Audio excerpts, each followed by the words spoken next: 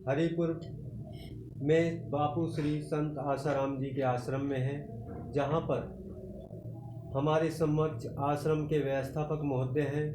आज आश्रम में हजारों श्रद्धालु संत भक्तजनों का एक संत समागम आयोजित हुआ, जिसमें सभी संत महापुरुषों भक्तजनों ने यह मांग उठाई कि देश में बड़े बड़े अपराधियों को बीजेपी शासनकाल में रिहा कर दिया गया, किंतु बीजेपी शासनकाल में एक तपस्वी संत जिन्होंने विश्व भर में सनातन को आगे बढ़ाया, सनातन परंपरा को एक नई दिशा दी, ऐसे महापुरुष को झूठे कथाकथित लोगों के कहने पे जेल में रखा हुआ है पिछले 11 वर्षों से।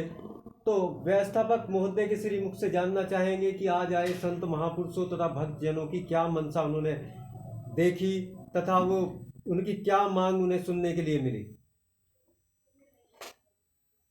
सभी संत जितने भी हरिद्वार के अंदर साधु हैं या संत हैं, इस समय सबकी मांग एक ही है कि पूज्य बापू जी जैसे संत और इस आयु के अंदर वो भी स्वास्थ्य उनका काफ़ी दिनों से खराब चल रहा है, उनको बाहर क्यों नहीं निकाला जा रहा। ये पीड़ा हमारे सभी साधकों की है, बापूजी के सभी शिष्यों की है और आम पब्लिक की भी है।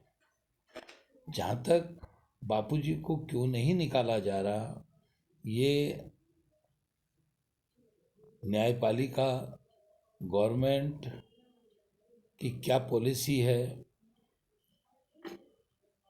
बापूजी बहुत आम जनता के बहुत हितैषी थे, हैं आज भी, लेकिन जो कुछ व्यसन वाले व्यापारी वर्ग हैं, जैसे सिगरेट, तंबाकू, गुटखा, शराब, जिनका बापूजी के प्रवचनों से नुकसान हो रहा था, यहाँ तक कि वैलेंटाइन डे पर कितना एक पूरे विश्व के अंदर बापूजी ने उसको लगभग मैं समझता हूँ पिछले 2006-07 से और 2024 तक 60-70% ख़त्म करके उसको मातृ पितृ पूजन दिवस में बदल दिया।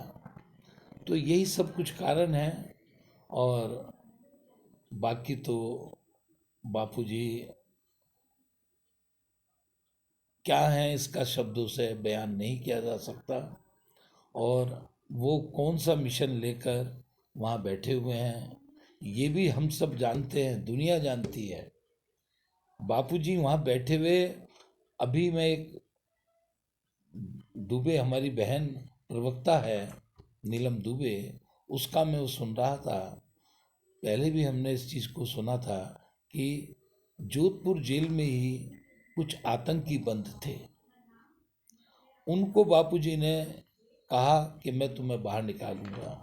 वो झूठे केस में बंद थे बेचारे, और बापूजी ने उनको एक मंत्र दिया और वो बाहर निकल गए।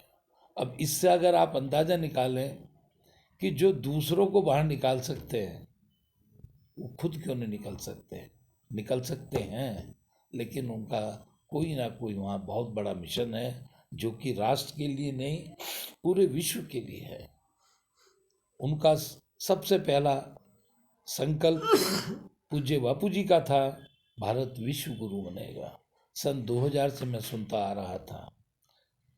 अयोध्या मंदिर के लिए मुझे याद है गाजियाबाद में अशोक सिंघल जी बापूजी के पास गए, शायद 94-95 की बात होगी, और बापूजी से उन्होंने प्रार्थना की कि मेरा अब शरीर पूर्णता की ओर जा रहा है, लेकिन मेरा एक संकल्प रह गया। बापूजी ने पूछा क्या, तो उन्होंने कहा कि राम मंदिर नहीं बन पाया। बापूजी ने कहा राम मंदिर बनेगा और पूरा शांति से बनेगा, कोई बिना लड़ाई झगड़े के बनेगा, लेकिन उसके लिए मुझे कुछ करना पड़ेगा। तो ये 2-3 मुद्दे ऐसे हैं। अभी राम मंदिर बन गया है। दूसरा है, विश्व के अंदर सनातन संस्कृति का बोलबाला होना, और तीसरा है भारत विश्व गुरु बनेगा।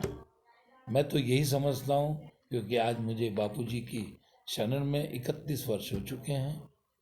बापूजी को कोई भी शक्ति बांध नहीं सकती, कोई भी शक्ति नहीं बांध सकती।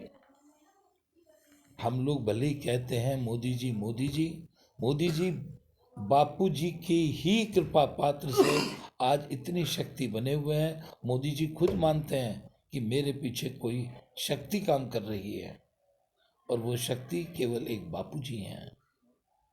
आज भाजपा जो जिस उस पर चल रही है, ये बापूजी की ही देन है। तो बापूजी को आज जितना बड़ा चमत्कार बापूजी के हेलीकॉप्टर गिरने पर हुआ, आज तक का रिकॉर्ड है, कभी ऐसा नहीं हुआ कि हेलीकॉप्टर गिरा और उसमें कोई किसी के खनुज तक भी नहीं आई। उससे बड़ा चमत्कार होगा जब बापूजी बाहर आएंगे। ये तो शिष्यों को क्योंकि तड़फ है, इसलिए हम लोग सब लगे हुए हैं कि बापूजी जल्दी बाहर आए, बापूजी जल्दी बाहर आए। बस मैं इससे याद है।